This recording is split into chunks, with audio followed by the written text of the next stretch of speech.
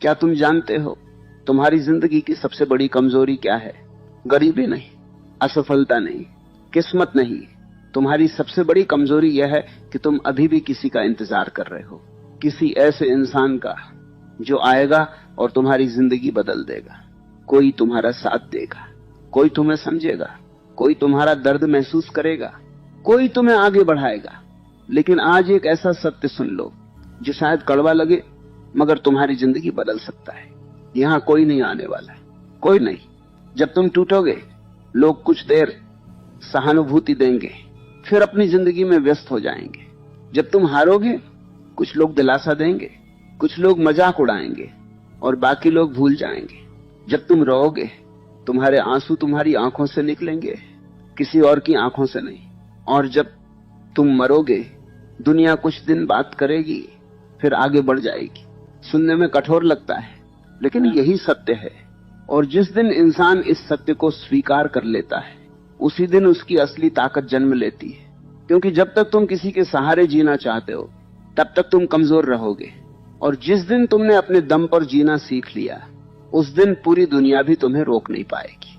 आज मैं तुमसे एक सवाल पूछता हूं, अगर इस समय तुम्हारे जीवन से सारे लोग चले जाएं, तो क्या तुम फिर भी खड़े रह पाओगे?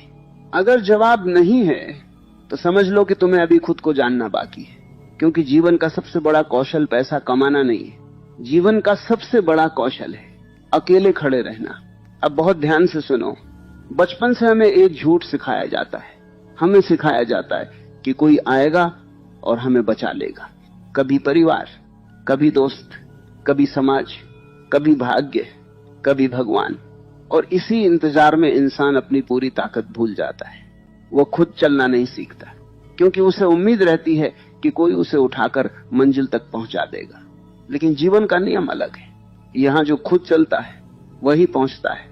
जो दूसरों के कंधों पर चलना चाहता है, वह हमेशा पीछे रह जाता है। अगर तुम सच में मजबूत बनना चाहते हो, तो आज एक शब्द अपने विचार में लिखो, अकेला।